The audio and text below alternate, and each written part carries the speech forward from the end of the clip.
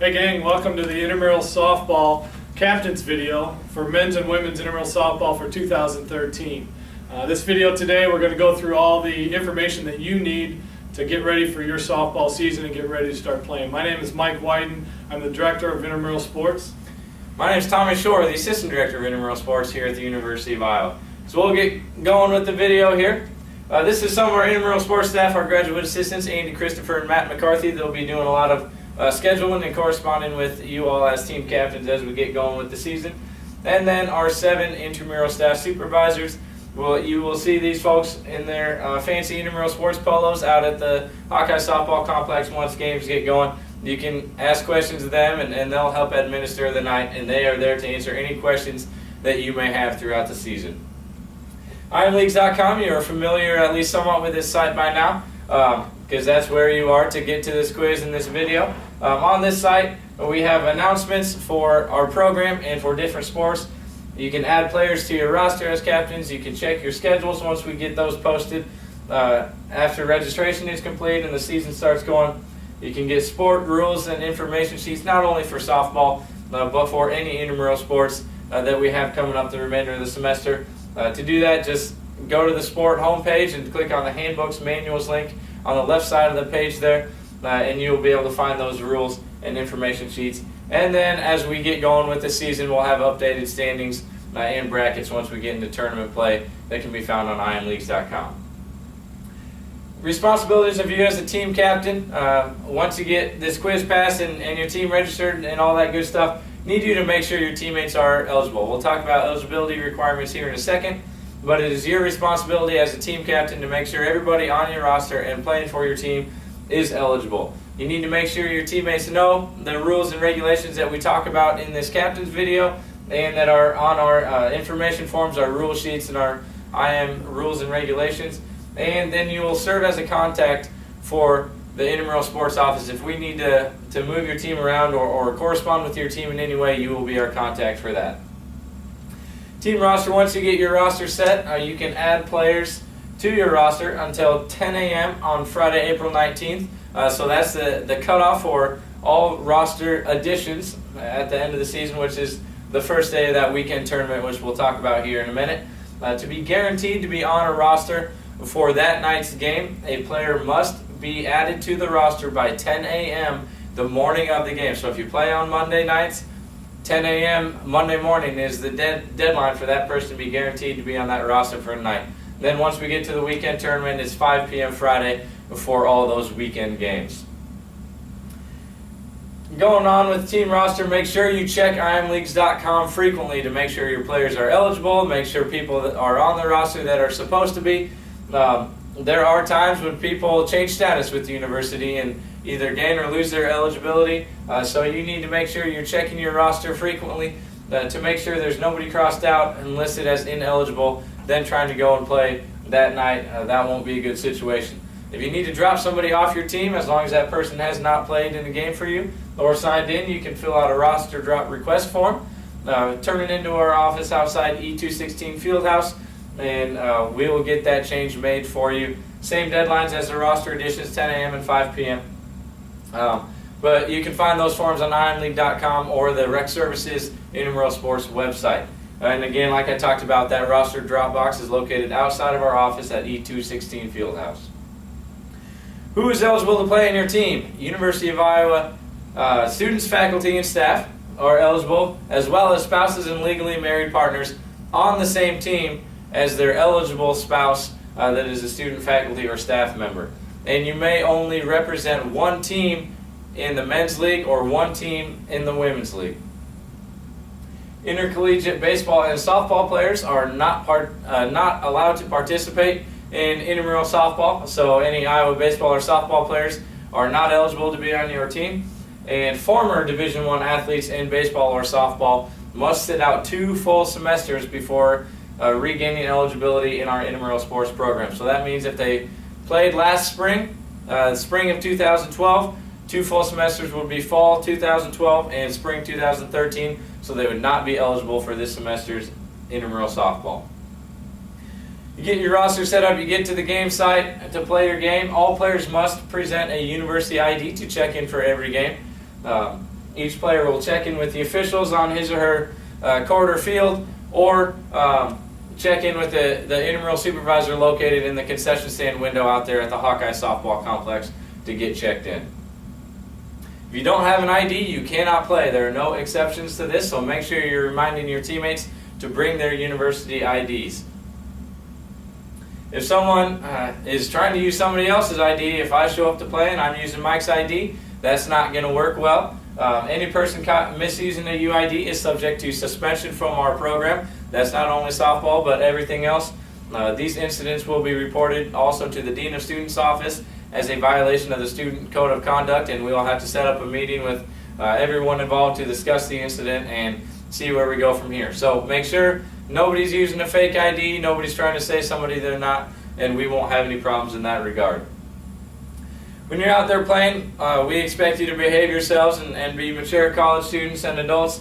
Any participant who participates in a fight will be suspended from all recreational activities for 1 calendar year. That's everything Rec Services has to offer. Cannot do it. Fighting incidents will also be reported to the Dean of Students' office. Again, Student Code of Conduct violation, and we'll move forward with that. If a player is ejected, that player is required to meet with the intramural sports administrative staff, and so are you as the team captain required to be in that meeting. And what we'll do, we'll talk about the incident, how we're going to move forward with that.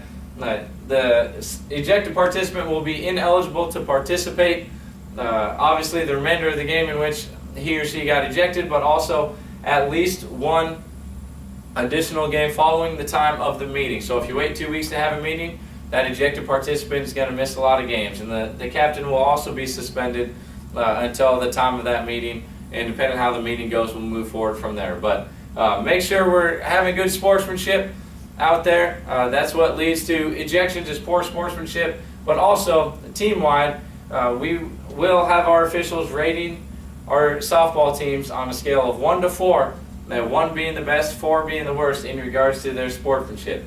New this semester, each team will start at a 2.5 sportsmanship rating, and our officials cannot give a 2.5 sportsmanship rating.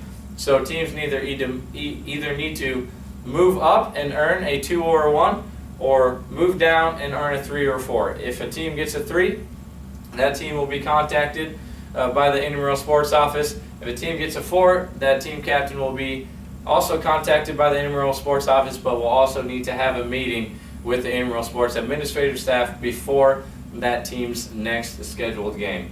And to make the playoffs, you must have a 2.5 or better average on the season in order to be eligible, regardless of your win-loss record.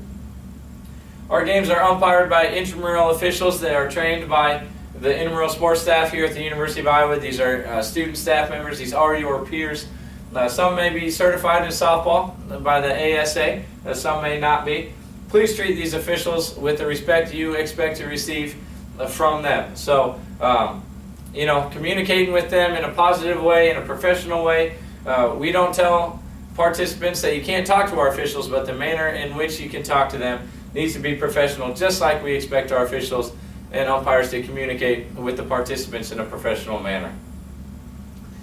If your team doesn't show up for a game, you scheduled Monday at 6 o'clock, you don't show up, by 6:10 you have a 10-minute grace period to show up for your game. If you're running a little late, that's okay. As long as you get there within 10 minutes, you're fine. But if you're not there and ready within 10 minutes of the scheduled game time, you will forfeit. If you forfeit, you will be fined. The team captain on his or her U-bill will be fined half the registration fee, which is, for intramural softball, is $32.50. If you forfeit your first game and then you elect to stay in the league and show up for your second and third games and don't forfeit any games after that, you can earn a refund of that forfeit fine at the end of the season for showing up for all subsequent games. If you know you're not going to be able to make it, you've all got a test one night or some sort of conflict, you can default. And to do that, you must contact the intramural sports office by noon the day of the game in order to default. And if you do that, we'll put you down as you're not going to show. We can contact our officials, contact the other team, tell them they don't need to show up, and be able to be a little proactive in our planning, and you will avoid the forfeit fine. Now, if the first time you default, there's no fine. Thanks for letting us know. We appreciate it. there's no fine. Second time you default, the captain will be fined 25% of the registration fee. The point of intramural sports, we want games. Our opponents are paying the same amount of money as you are to get scheduled for games, so we want these games to happen. So we have penalties if you continually don't show up for your games. Third time, if it happens, the team captain will be fined 50% of the registration fee on his or her U-bill. So we want you to sign up for a time that's going to work and that we know you will show up for your games. If something happens out on the field when you're playing that you want to protest, you can protest a misinterpretation or misapplication of a rule. The judgment call may not be protested. So if there's a batter has 2 strikes and hits a foul ball, and it's clearly a foul outside the fence, it's clearly foul, umpire says foul ball, but lets that batter continue to bat, the fielding team can protest that. Say that was the 3rd strike, a foul ball on the 3rd strike, that batter should be out.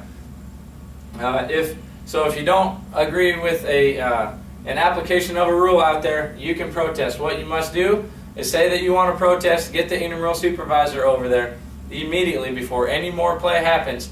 The intramural supervisor will make a ruling. If you still don't agree with that ruling, you can tell the intramural supervisor that you want to submit a formal protest. He'll give you a protest form, and you can appeal that sports supervisor's ruling. You bring $5 to the intramural office, submit that by noon the business day following your game, and Mike and I will make a ruling on the situation. If your protest is upheld, then you will if the ruling is upheld, you will lose that $5 and the game will stand as it was. If you are right and your protest is upheld, then we will return your $5 and we will arrange for the game to be replayed from the point of the protest moving forward. Once we get going with our season here, after registration is complete and we've got all that taken care of, team schedules will be posted on imleagues.com. That will happen by Thursday, March 14th, right before spring break. And games are scheduled to begin on Monday, March 25th. That is the Monday following spring break. So if you're a team captain signing up for a Monday division, or really if you're signing up for any division, be aware that we start right away once we get back from spring break, beginning that Monday and continuing the rest of that week, weather permitting. So be prepared once you get back from spring break. We jump right back into intramural sports. Once we get going, like we talked about a little bit, league standings will be available on imleagues.com. You can go on there to check that out. The top 2 teams in each section of 4 will qualify for a weekend playoff tournament. That tournament will be held April 19th through 21st. That's a Friday through Sunday at the Hawkeye Softball Complex. And Andy or Matt, our graduate assistants, will be in contact with you as we move forward and get closer to that tournament, whether or not you qualify, when schedules will be out, all that sort of thing. Now I'm going to turn it over to Mike for the rest of the video. Thanks, Tommy. We'll get into some more sports-specific stuff for intramural softball. First of all, the game location. The games will all be played at the Hawkeye Softball Complex. That's located in Coralville, just across the street from Walgreens in Old Chicago. One note about that facility, that's a shared facility with University of Iowa Athletics and Recreational Services. There's no alcohol or tobacco permitted inside the facility or in the parking lot. So leave that stuff at home. We don't have regulations to allow any of that stuff inside our complex. A little bit about the game rules, how long it's going to take, how many innings. We are 7 innings, 6.5 obviously if the home team is ahead, or we go 50 minutes. So no new inning will start after that 50-minute time limit. We may go past 50 minutes if we're still playing an inning, but we're not going to start a new inning after 50 minutes unless the game is tied. Then obviously we're going to continue until we break that tie. The game will become an official game after 5 innings, so if we have a rain out or things like that, that happens prior to that, it won't be an official game. But if we've completed 5 innings or 4.5 if the home team is ahead, we'll call that game as complete.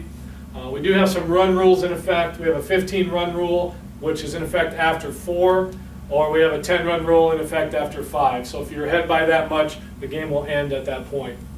A little bit about equipment for softball. We do not allow any kind of metal spikes or metal cleats to be worn for softball.